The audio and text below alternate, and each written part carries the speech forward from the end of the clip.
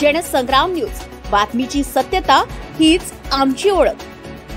गौरक्षणाच्या नावी गोहत्येचा गोरखधंदा उघड, गौरक्षकच निघाले भक्षक। वर्धेतील पीपल फॉर ॲनिमल संस्थेतील खळबळजनक प्रकार समोर, पोलीस स्टेशन देऊळ येथे तक्रार दाखल। वर्धा शहरातून गोवंश तस्करीच्या बऱ्याच कठोर कारवाई करण्यात आलेल्या आहे। मात्र या तस्करीमध्ये शहरालगत असलेल्या देशात नामांकित पीपल फॉर ॲनिमल संस्थेच्या समावेशाने उलटसुलट चर्चेला मोठं उधाण आलं असून संस्थेवर प्रश्नचिन्ह निर्माण झालंय। आशिष गोस्वामी यांचे पीपल फॉर ॲनिमल ही संस्था पाळीव प्राण्यांपासून वन्य प्राण्यांपर्यंत बऱ्याच वर्षांपासून प्राण्यांचे बचाव, संगोपन व उपचारासाठी प्रसिद्ध आहे। मात्र यातच गौरक्षणाच्या नावाखाली सुरू असलेली गोमातेची अवैध तस्करीबाबत गौरक्षकांचा उलगडा झाल्याने आता विश्वास कुणावर करावा हा मोठा प्रश्न निर्माण झालाय। हॅलो हॅलो हां, का नाव आहे रे तुझं? नितम बिगाडे। कुठं राहते तू? इंजाडा। इंजाडा। किती ट्रिप आहे इथून राहिला? माझी दुसरी ट्रिप होय। याच्या पहिले एक वेळा नेली होती। याच्या पहिले का नेलं होतं? 2 गोरे नेला गाय होती। हे कुठं आहे तू मग आता? सर माझं काम आहे, इंजाडे मी देतो माझ्या घरपर्यंत। मी जेवढं विचारता तेवढंच सांग। हो मी तीन नेले ते कुठं आहे म्हटलं? ते नेले सर, सौदा केला होता त्याला नेले। यवतमाळवाला। अच्छा, का नाव आहे यवतमाळवाल्याचा? जावेद कुरेशी। जावेद कुरेशी।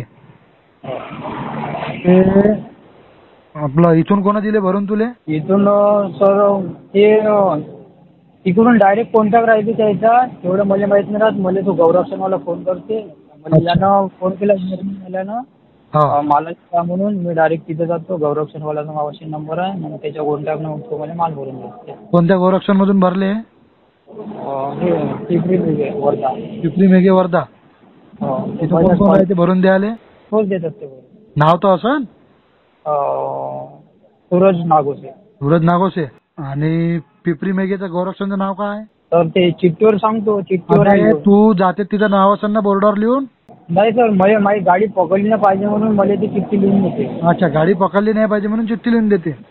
म्हणजे गाडी पकडली ते चिठ्ठी दाखवतो म्हणते। हो। आणि ते कुरेशी लोकांचा डायरेक्ट संपर्क आहे काय गोशाळेवाल्यासोबत? ते माहित नाही सर मला, पण डायरेक्टच संपर्क असल्यासारखं आहे, कारण की मला ते फोन करते मी डायरेक्ट। तुला फक्त भाड्यासाठी फोन करते का एवढ्या काही घेऊन जा? भाड्यासाठी फक्त। मी भाडेवाला आहे। आता किती गाई आहे गाडीत?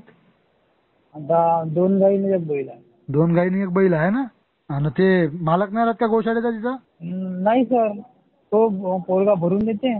कोण? सूरज नागोसे। सूरज नागोसे। त्या पोराचा फोटो आहे का त्या जोडा? नाही सर, फोटो नाही, नंबर आहे। त्याला फोन केला का मग तुम्ही गाडी पकडली तर? आता हो फोन केला होता, तर माझा मोबाईल घेतला होता काय ना, उचलला तेव्हापासून फोन नको करू आता, आम्ही म्हणू तेव्हा फोन करतो। तो तू दुसरी ट्रिप आहे ना वाली? पक्का ना? पक्का सर। ठीक आहे। तस्करी ड्रायव्हरच्या पोलिसांना सांगण्याप्रमाणे गाडी कुणी पकडू नये म्हणून पीपल फॉर ॲनिमल संस्थेची पावती दाखवावी, त्यामुळे त्रास होणार नाही हे सांगितलंय। त्यामुळे ह्या संस्थेच्या पावतीचा वापर करून आतापर्यंत किती गोवंशांचा जीव घेऊन पैसा कमविला हे मात्र अद्याप गुलदस्त्यात आहे। त्यामुळे निदान गोमातेचं दूध पिऊन मोठ्या होणाऱ्यांना या दुधाची किंमत होत कशी नाही। एकीकडे गौरक्षणाच्या नावाखाली ढोंग करून कोट्यवधी रुपये शासकीय व खासगी अनुदान घ्यायचे आणि दुसरीकडे पैशांसाठी त्याच गोमातेला कत्तलीसाठी पाठवणं संस्थेसाठी लाजिरवाणी गोष्ट आहे। या घटनेबद्दल संस्थेचे संचालक आशिष गोस्वामी यांच्याशी भ्रमणध्वनीवर संपर्क साधला असता माझ्या अनुपस्थितीमध्ये गोवंश विकल्याचे त्यांनी सांगितले। मात्र सदर प्रकार वारंवार असा कसा घडू शकतो? पावती निर्माण कशा होतात? गोमातेच्या संख्येची माहिती कुणाला कशी नाही?